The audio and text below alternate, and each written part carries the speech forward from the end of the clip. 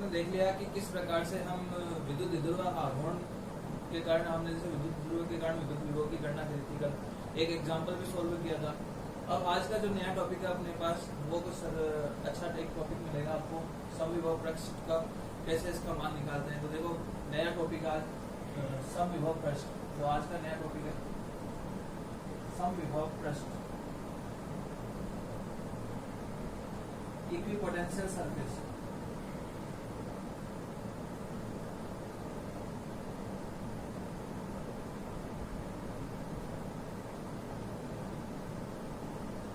देखो समविभव पृष्ठ इसका नाम से स्पष्ट हो रहा है, मोस्ट इंपोर्टेंट है, एग्जाम में हर बार सवाल आता है इसमें से 1-2 नंबर का क्वेश्चन है वो मोस्ट इंपोर्टेंट रहेगा। 1 नंबर का क्वेश्चन पक्का आएगा इसमें से, जितना भी नंबर का ये यूनिट है। 7 नंबर का यूनिट था, फर्स्ट चैप्टर 4 थे जिसके अंदर से, और इसमें से एक सवाल जो है आना तय है, कंप्लीट ही आपको मिलेगा। तो समविभव पृष्ठ क्या होता है वो हम समझते हैं। देखो नाम ही स्पष्ट हो रहा होगा समविभव, तो एक ऐसा पृष्ठ जिसके ऊपर विभव का मान क्या रहे समान, तो उसको हम क्या कहते हैं समविभव पृष्ठ। यानी कि जैसे एक पृष्ठ लेते हैं अपन, ये हमने एक पृष्ठ लिया, यदि इस पृष्ठ के किसी भी बिंदु पर देखा जाए तो विभव का मान क्या मिलेगा एक समान। तो हर जगह जैसे मैं यहाँ पे कहूँ कि वी ए है, इस पॉइंट को मान लीजिए और इस पर है बी, तो यदि वी ए का मान किसके बराबर हो वी बी के, तो ये क्या कहलाएगा समविभव पृष्ठ। तो परिभाषा स्पष्ट हो गई होगी, एक ऐसा पृष्ठ जिस पर विभव का मान समान हो,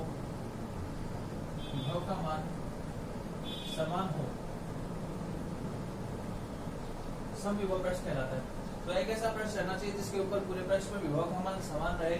तो देखिए हमने पॉइंट ए पे देखा, पॉइंट बी पे देखा, विभव का मान क्या है समान, तो इस पर समविभव पृष्ठ। अब आपसे इसमें से बहुत अच्छे क्वेश्चन नोट के आते हैं। जैसे आपसे पूछा जाए कि यहाँ पर विभवांतर, समविभव पृष्ठ पर विभवांतर का मान कितना होता है।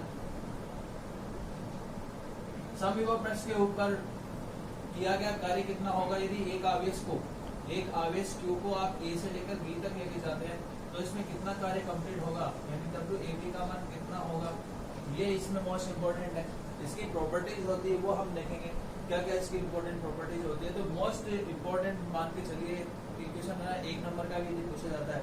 देखिए 56 नंबर का पूरा पेपर होता है और उसमें से एक नंबर लाना अपने को मोस्ट इंपोर्टेंट रहता है। तो हम एक छोटी बातों पर ध्यान रख के चलेंगे तो नंबर लाना भी आपके लिए आसान हो जाएगा। और सबसे बढ़िया चीज़ है कि हम किसी चीज़ को समझना जरूरी है कि किस टाइप से ये वैल्यू निकाली जा रही है, क्या ये टॉपिक पूछा जा रहा है, क्या इसका मतलब होता है, एक छोटे से पॉइंट से क्या क्या निष्कर्ष निकल सकते हैं वो देखना जरूरी है।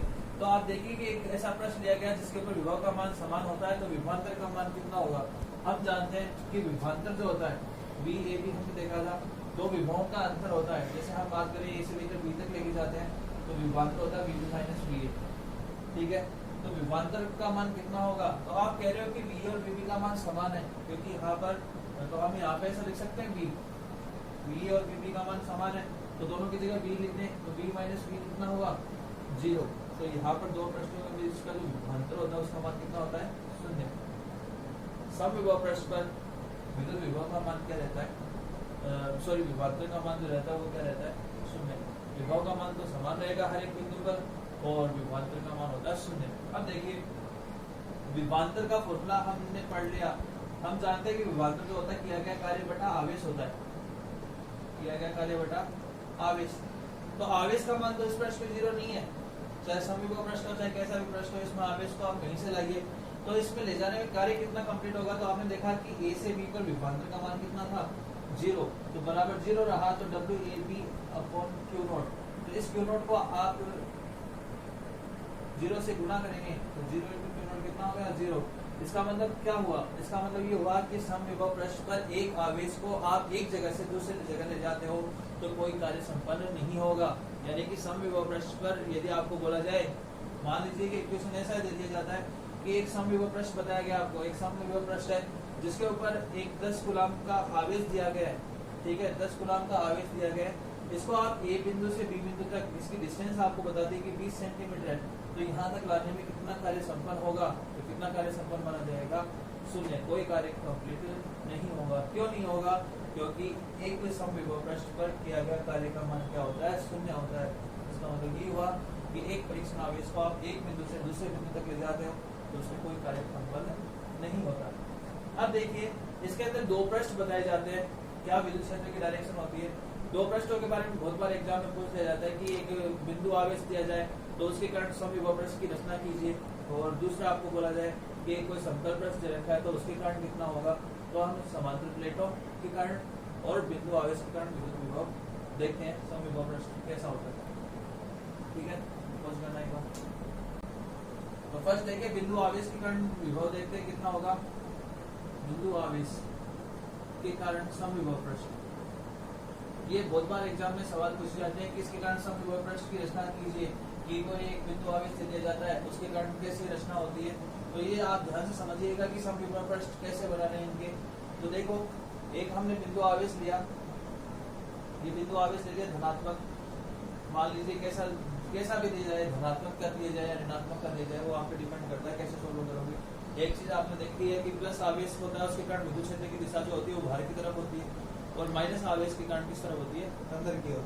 तो यहाँ से हमने एक बिंदु आवेश लिया, इसके चारों ओर हम अलग अलग त्रिज्या के गोले बनाते हैं।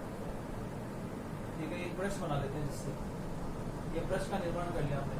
ठीक है, अब इसके कारण हमें विद्युत विभव का समविभव पृष्ठ खींचना चाहिए। तो आप एक चीज इसमें ध्यान रखोगे कि समविभव पृष्ठ के अंदर विद्युत क्षेत्र जो होता है वो हमेशा लंबवत होता है, यानी जो पृष्ठ होगा उसके लंबवत डायरेक्शन रहेगा। जैसे ये पृष्ठ है तो इस पृष्ठ की लंबवत डायरेक्शन, ये समविभव पृष्ठ है तो इसके लंबवत डायरेक्शन में क्या रहेगा, विद्युत क्षेत्र की दिशा रहेगी।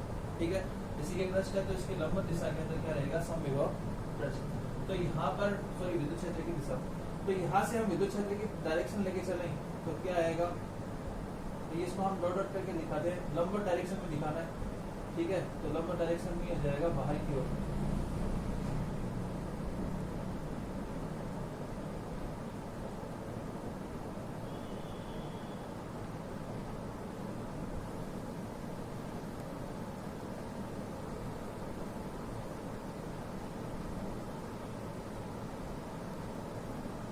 ये समविभव पृष्ठ है इसके।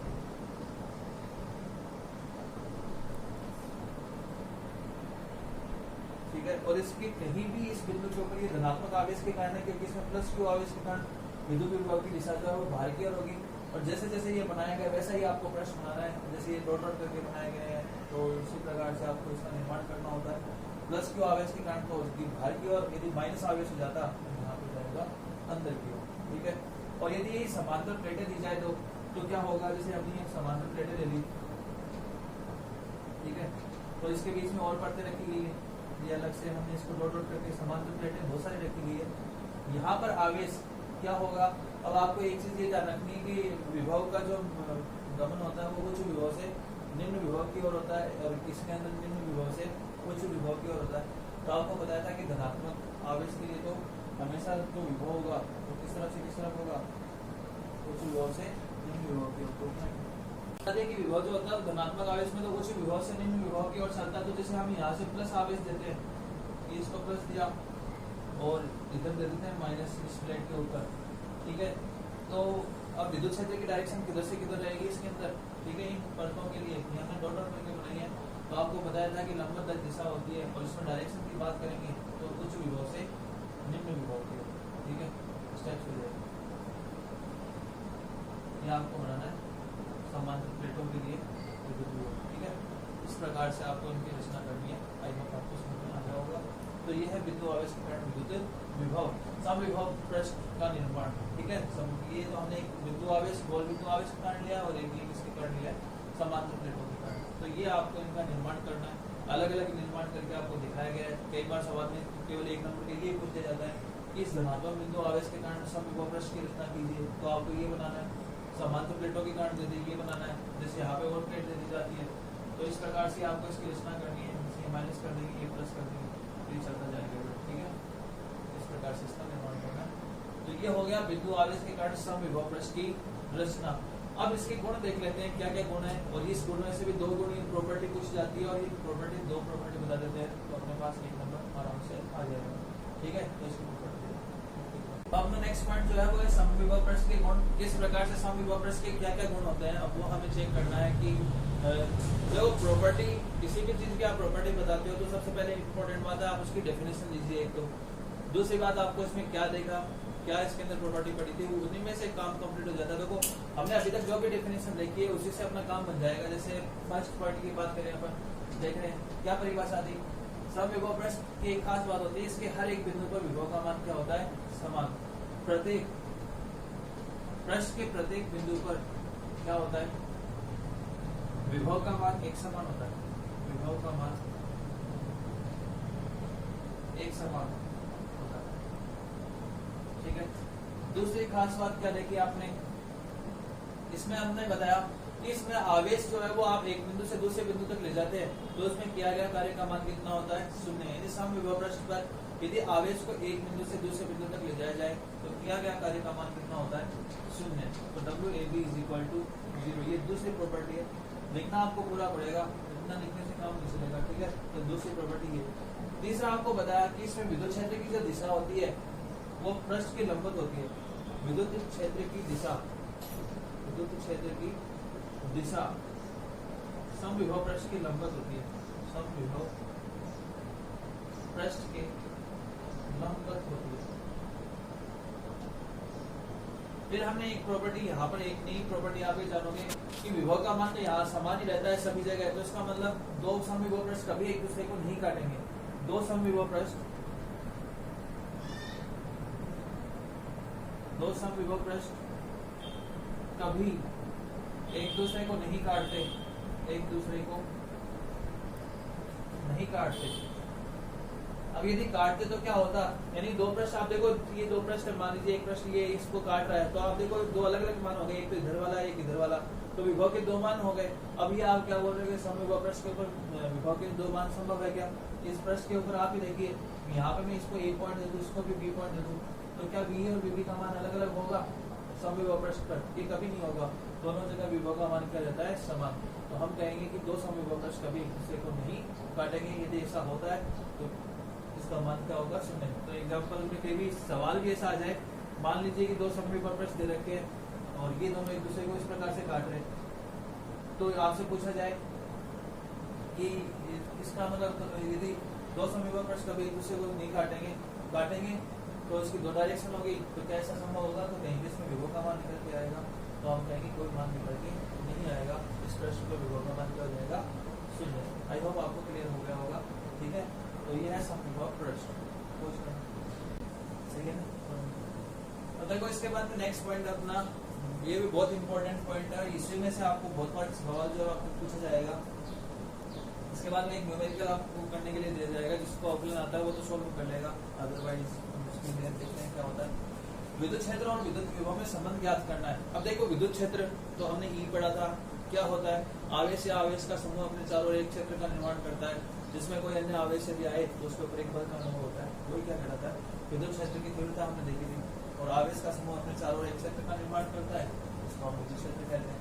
विद्युत विभव हमने पढ़ लिया। विद्युत विभव क्या होता है, किसी एक आवेश को किसी दूसरे बिंदु तक ले जाते हो अनंत से, तो उसमें लाने में जो कार्य होता है उसी को अपन क्या कहते हैं, विद्युत विभव। अब इन दोनों में हमें रिलेशन ज्ञात करना है, तो इसमें देखो संबंध सीधा कैसे निकाला जाए, ई और बी के अंदर रिलेशन निकालना है। ठीक है, तो अब देखो, अब आप याद करोगे थोड़ी देर पहले हमने विभव पढ़ा था, बिंदु आवेश के कारण विभव। उससे पहले हमने जहां से स्टार्ट किया था कि विभव जो होता है वो आपको पड़ता है किसके बराबर होता है, विभव इज इक्वल टू होता है, समाकलन में हमने लिखा था माइनस का ई डॉट डी आर।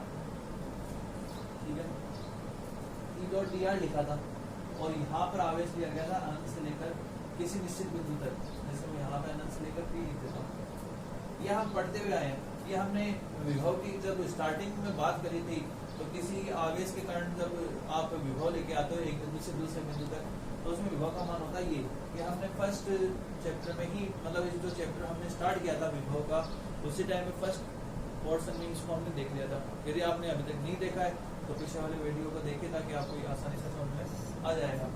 तो ये तो हमने पढ़ा, ये होता है। तो देखो मैं चाहता हूँ कि मैं इसको इसके इक्वल करूँ, वैसे तो हम लिख नहीं सकते।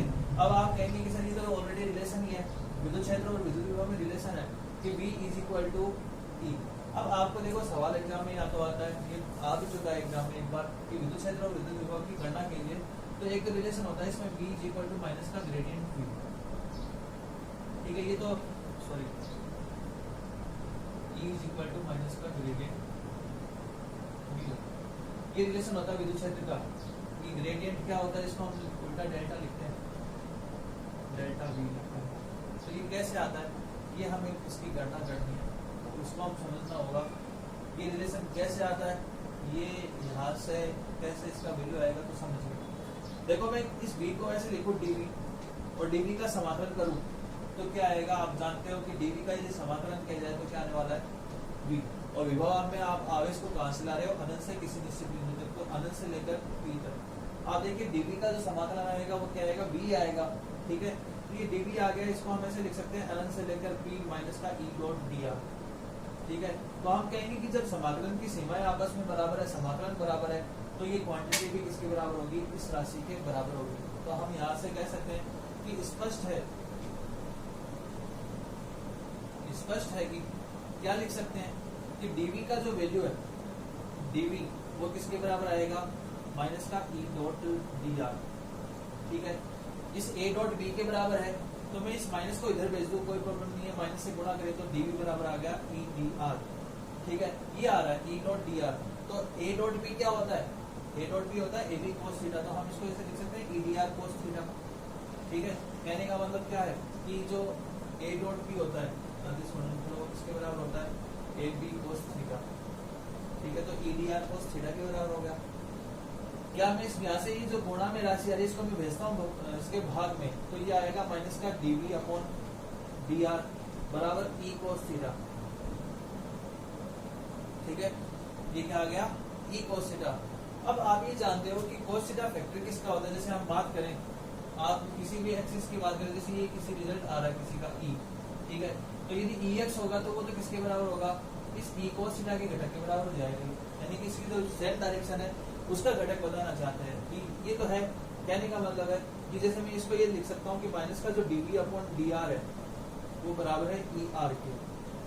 ठीक है, ER के। अब ये dV अपॉन dr इसको बोलते हैं विभव प्रवणता। क्या बोलते हैं, विभव प्रवणता। आपको याद होगा 11th क्लास में मैं आपको दाब प्रवणता पढ़ाई थी, वेग प्रवणता पढ़ाई थी, आपको बताया था कि यदि याद नहीं रहे तो सिंपल सा ये होता है कि दूरी आती है अपॉन में। प्रवणता का मतलब ये स्लोप से, इसका मतलब दूरी के साथ जो रिलेशन आता है, जैसे वेग प्रवणता वेग बटा दूरी, दाब प्रवणता दाब बटा दूरी, वैसे ही यहाँ पे विभव प्रवणता हो जाएगा कि dV अपॉन क्या है dr। तो हम यहाँ पे लिखेंगे कि विभव प्रवणता है यहाँ पे वो है माइनस का dV अपॉन dr। ये मैंने ER क्यों लिखा, क्योंकि ये इसका फैक्टर आ रहा है cos थीटा वाला। ठीक है, ये विद्युत क्षेत्र को शो करता है। ठीक है, इसके यदि बात चले आगे तो क्या वैल्यू आएगा, तो dV अपॉन dr। यदि देखो ये तो पूर्ण अवकलन, गणित वाले तो आसानी से इसको समझ पाएंगे, बायोलॉजी वाले भी थोड़ा सा आपको ये ध्यान रखना है कि ये राशि तो हम पढ़ते रह रहे हैं, इसका मतलब अवकलन ही तो होता है। dV बटा dr का मतलब हो गया V का R के सापेक्ष अवकलन। इसको हम पोर्शन में तोड़ते हैं आंशिक अवकलन में। जैसे आपने को एक चीज पूरी पता है, ऐसे समझिए इस चीज को कि अपने पास ये कैपिटल D है, इसको हम तोड़ना चाहते हैं स्मॉल d में, तो आपने इसका क्या किया, अंश में तोड़ दिया, इसको बोलते हैं आंशिक अवकलन। जैसे अपने पास आ रहा था dV अपॉन dr, तो इसको हम अंश में तोड़े तो हम इस तरह से लिखेंगे इसको del V upon del r। ठीक है, कहने का मतलब r जो होता है आपको पता है वो 3 डायरेक्शन होती है, xi के प्लस yj के प्लस z के बराबर। ठीक है, तो हम इसको 3 डायरेक्शन में तोड़ लेंगे, x y और z के बराबर। तो इसको तो लिखेंगे del V upon del x dV upon dr को तो। ठीक है, और इसको क्या लिख देंगे ऐसे del V upon del y del V upon del z। आई होप आपको समझ में आया होगा। इसको बोलते हैं आंशिक अवकलन, यानी इस dV अपॉन dr के पद को हम अलग अलग फॉर्म में तोड़ेंगे तो इसको बोलेंगे आंशिक अवकलन। तो हम क्या कर रहे हैं, विभव को उसके आंशिक अवकलन के पदों में तोड़ लिए। तो dV अपॉन dr, तो मैं चाहता हूँ कि यहाँ से del V upon del x का मान क्या होगा, तो आप क्या बता सकते हो, इस r की जगह क्या आ जाएगा, ये आ जाएगा EX। ठीक है, ऐसे ही अपन यदि बात करें माइनस का del V upon del y किसके बराबर होगा, तो हम बोलेंगे EY के। ठीक है, और यदि हम बात करें माइनस का del V upon del z, ये किसके बराबर होगा, तो हम बोलेंगे EZ के बराबर। ठीक है, क्योंकि विद्युत क्षेत्र का मान है वो तो x के लिए, y के लिए और z के लिए। ठीक है, आई होप आपको समझ में आ गया होगा। तो मैं इसको नंबर दे देता हूँ, जैसे मैंने इसको नंबर दे दिया। ठीक है, अब विद्युत क्षेत्र कैसी राशि है? सदिश राशि। देखिए जो भी सदिश राशि होती है तो सदिश राशि को निरूपित करने का तरीका होता है, जैसे सदिश एक सदिश राशि है तो उसको हम इस टाइप से लिखते हैं ax i k ay j k plus az k k, ठीक है। ई मान दिए हो तो हम कहेंगे कि जो विद्युत क्षेत्र है ई, विद्युत क्षेत्र वो कैसी राशि है? सदिश राशि है। कैसी राशि है? सदिश राशि है। तो इस सदिश राशि को निरूपित करने का तरीका हो जाएगा अलग अलग डायरेक्शन में। सदिश E is equal to ex i k plus e y j k plus e z k k, ठीक है। ये हमने इसको लिख दिया। तो ex का मान रखिए, देखो सदिश ex का मान रखो कितना है, तो हम लिखेंगे माइनस का del v upon del x i k, minus हो जाएगा ये भी plus minus minus del v upon del y j k, minus का del v upon del z k k। Common देखो इसमें से क्या आ रहा है, तो देखो ये माइनस कॉमन आ जाएगा एक, और एक हम इसको ऐसे लिखेंगे del upon del x i k लिख देता हूँ पहले, फिर माइनस कॉमन लिया तो प्लस आ जाएगा j k del upon del y plus k k del upon del z, ठीक है। और ये आ गया v बाहर। देखो ये जो ये राशि आ रही है इसको बोलते हैं ग्रेडियंट, डेल्टा। क्या बोलते हैं? डेल्टा। तो यहाँ से सदिश E इज इक्वल टू आ गया माइनस का डेल्टा लिख दो और साथ में क्या आ रहा है v, तो ये इसका रिलेशन होता है सदिश E is equal to minus का ग्रेडियंट v। आई होप आपको समझ में आ गया होगा। इस विद्युत क्षेत्र जो होता है इसमें रिलेशन होता है, या इसको हम इस टाइप से लिख सकते हैं माइनस का ग्रेडियंट v, जहाँ पे ग्रेडियंट क्या है ये होता है ये, ठीक है। ये डेल्टा का ग्रेडियंट, ये आपको ध्यान रखना है। तो ये विद्युत क्षेत्र और विद्युत विभव में रिलेशन होता है। आई होप आपको समझ में आया होगा। तो ज्यादा कुछ टफ नहीं है, खाली इतना समझना है कि ये जो आपने रिलेशन देखा ये तो हमें पता ही है, इसको हमने समाकलन विकल्प में बोला था कि राशि में पता चल जाए। फिर हमने इसको cos थीटा फैक्टर निकाल लिया, तो ये बताता है कि इसका जो घटक है वो cos थीटा का आएगा अक्ष वाला, तो ये आ गया। इसको हम ER लिख रहे हैं, ये विभव प्रवणता है। इसके बाद में हमने इसको अलग अलग आंशिक पदों में तोड़ लिया। आंशिक को लिखने के लिए तरीका होता है ये, ठीक है। या तो आप इस टाइप से लिख लो या इस टाइप से लिख सकते हो। तो del v upon del x ये जो हो जाएगा वो x के लिए, ये y के लिए और z के लिए। अब सदिश राशि को निरूपित करने का तरीका होता है ये, मान रखिए जो कॉमन आ रहा है बाहर निकालिए, इसको बोलते हैं ग्रेडियंट। ग्रेडियंट आपसे पूछा जाए किसके बराबर होता है, तो ये होता है इसके बराबर। आई होप आपको समझ में आया होगा। अब इसके बाद में एक सवाल जो है वो आपको करना है, वो मैं सवाल आपको दे देता हूँ, ठीक है। अब देखो इसके बाद में एक क्वेश्चन है जो आपको खुद को करना है, ट्रिक में बता देता हूँ किस टाइप से सॉल्व करना है। अवकलन आना चाहिए थोड़ा, तो अब देखिए, और जिसको अवकलन नहीं आता स्पेशली बायोलॉजी वाले वो क्या करें, पीछे से अवकलन के जितने भी फॉर्मूले दे रखे हैं 11th क्लास में आपको बताए थे वो एक जगह कर लीजिए ताकि आपके लिए आसान हो जाएगा। और वैसे ज्यादा कुछ नहीं इसमें, या तो 1/r के बारे में आता है, ज्यादातर x की पावर n वाले ही फॉर्मूले आपको इसमें देखने को मिलेंगे। तो देखिए विद्युत क्षेत्र में विद्युत विभव का मान दे रखा है 343/r, v का मान दे रखा है, इस तरह से सदिश r दे रखा है, इसकी वैल्यू दे रखी है, पर विद्युत क्षेत्र की गणना करनी है। तो विद्युत क्षेत्र की गणना अभी आपको बताया कैसे, किसके इक्वल होती है, माइनस का dv अपॉन dr के बराबर आएगा। अब इसको सदिश रूप में लिख रहे हो ना, तो यहाँ पे r के पहुंची, ठीक है। तो ये मान आता है। अब v का मान तो आपको दे रखा है, ठीक है। तो आप इसमें लिखोगे d अपॉन dr, बस v का मान रखिए 343/r और ये आ रहा है r के, ठीक है। अब आप r के का मान क्या करेंगे, कैसे इसको सॉल्व करेंगे, तो आप देखिए r के जो होता है वो होता है सदिश r/r का परिमाण, ठीक है। तो सदिश r/r का परिमाण लिखोगे तो उसका मतलब ये हो गया, इसको आप ऐसे भी लिख सकते हो सिर्फ r, तो ये आप लिख करके इसको सॉल्व कीजिएगा। मैं देख लेता हूँ एक बार r स्क्वायर है r क्यूब, ये है बस, ठीक है। तो ये सदिश r और r का परिमाण लिखना है और इसको आपको करना है सॉल्व, ठीक है। यहाँ रखिए तो क्या आएगा, जैसे मैंने इसका d अपॉन dr 343/r और r के की जगह क्या आ जाएगा सदिश r/r का परिमाण यानी कि r स्क्वायर। बस इसको आपको सॉल्व करना है वैल्यू रख करके। यदि नहीं होता है तो मैं आपको बताऊंगा, एग्जाम्पल नंबर 15 है ये, बुक में से देख के नहीं करना है, जहाँ तक हो सके खुद से प्रयास करना चाहिए, ठीक है। तो आप सवाल का स्क्रीनशॉट दीजिए और इसको सॉल्व करने का प्रयास कीजिए। यदि होता है तो ठीक है, नहीं होगा तो मैं आपको आगे बता दूंगा। तो आज के लिए इतना ही।